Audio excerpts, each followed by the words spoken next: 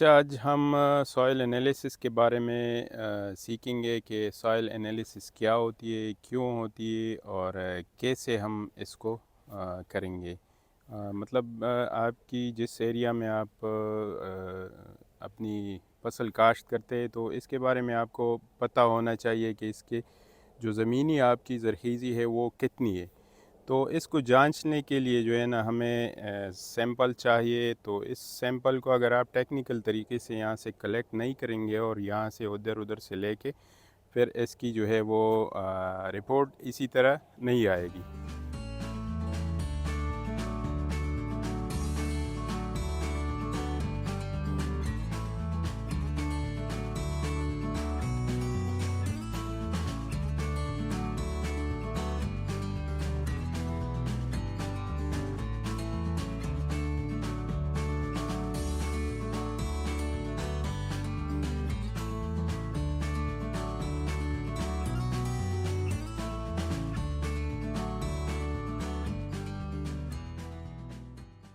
अच्छा, मेरा नाम नूर इस्लाम है और स्पेशलिटी मेरी प्लांट ब्रीडिंग है और 20 साला एग्रीकल्चर प्रैक्टिकल एक्सपीरियंस है। मुख्तलिफ़ ऑर्गेनाइजेशन के साथ, गवर्नमेंट और नॉन गवर्नमेंट ऑर्गेनाइजेशन के साथ प्रैक्टिकली इंगेज हूँ।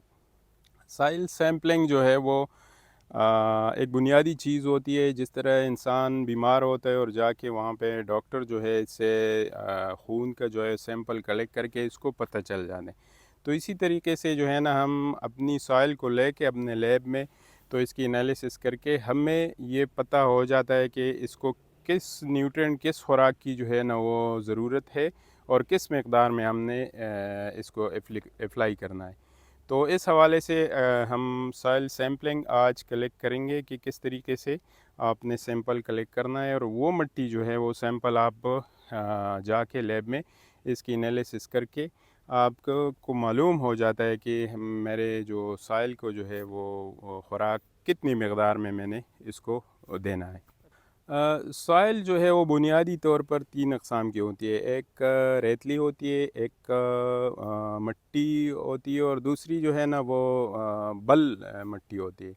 तो उसमें जो है फिर दोनों मिक्स हो के फिर और अक़साम जो है वो बन जाती है। सॉइल की जो पीएच है हमारी वो हो जाती है, मतलब 8 से कम हो तो ये नॉर्मल होती है, 8 से ज़्यादा हो तो फिर ये पीएच ज़्यादा होती है। तो आपको पीएच के बारे में भी पता चल जाता है, आपके न्यूट्रिएंट के बारे में पता चलता है, आपके ज़मीन की जो नमकियात वगैरह है इसके बारे में पता चल जाता है, आपकी जो एनपीके लेवल है उसके बारे में पता चल जाता है कि कौन सी न्यूट्रिएंट की कमी है और कौन सी न्यूट्रिएंट की जो है वो ज़्यादती है इसमें। तो उस मकदार से फिर आपने जो है इसमें खुराक देना होता है। एनपीके जो है वो मतलब नाइट्रोजन, फास्फोरस और पोटाश जो कि बेसिक चीज़ें हैं ज़मीन की, जो आपकी पौधे की खुराक की, तो इसमें मिट्टी में वो मौजूद होते हैं। लेकिन ये रेशो का आपको पता मालूम होना चाहिए कि कौन सी खाद में कौन सी मकदार में दूँ, तो ये सॉइल एनालिसिस से पता हो जाता है। अच्छा, यहाँ पे जो है ना आपने अभी हम सीखेंगे कि किस तरह हमने सॉइल की सैंपल जो है किस किस जगह से जो है हमने लेना है, क्योंकि ये सारा फील्ड है हमारे पास। तो कौन सी जगह से हमने लेना है और फिर वहाँ से ये कलेक्ट करके हमने कहाँ पहुँचाना है। तो आपके पास जो है नज़दीकी आपकी जो एग्रीकल्चर रिसर्च सेंटर होगी, वहाँ पे इसकी सॉइल की अपनी लैब होती है। तो वहाँ पे आपने जाना होता है, वो 50-100 रुपया लेके इसकी जो है वो एनालिसिस करके फिर आपको जो है इसकी रिपोर्ट दे देते हैं। और घर में अगर आप इसकी सैम्पलिंग करें तो आपके साथ जो है वो लिटमस पेपर होता है, उसकी जो है ना थ्रू आप इसकी पीएच जो है वो चेक कर सकते हैं।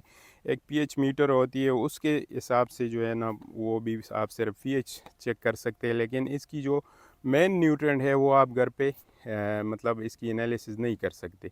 सिर्फ आपको पता चल जाती है अगर आप इसको हल करके गिलास में डाल दें तो इसकी 2-3 तह हो जाती है। अगर ये मिट्टी है तो नीचे बैठ जाती है, बाद में जो है ना इसकी अगर पथरीली है मतलब वो पत्थर नीचे नीचे बैठ जाती है और ऊपर जो है वो मिट्टी होती है। तो इससे सिर्फ इसका पता चल जाता है, लेकिन जो मेन न्यूट्रिएंट होती है उसकी जो है वो लैब से लाजमी टेस्ट करवानी होती है। अच्छा, यहाँ पे सैंपल लेने का तरीक़ाकार मैं आपको प्रैक्टिकली समझा देता हूँ। जिस तरह ये फ़ील्ड है हमारा, तो ये बहुत बड़ा मतलब है, तो इसका 4 कोनों से जो है ना आपने सैंपल कलेक्ट करनी है।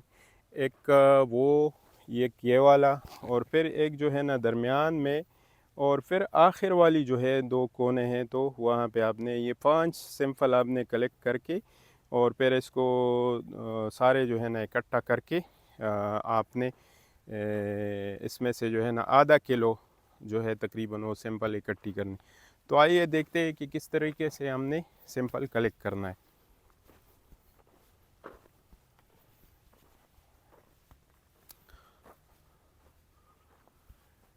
ये इसका पानी वाला जो है वो काला है, यहाँ से पानी लगती है। तो आपने जो है ना बिल्कुल कोने से जो है आपने सैंपल नहीं लेना, मतलब ये वाली जगह से जो है ना आपने सैंपल नहीं लेना है। और यहाँ से तकरीबन ये कोना जो है वो भी बिल्कुल साइड से नहीं लेना है।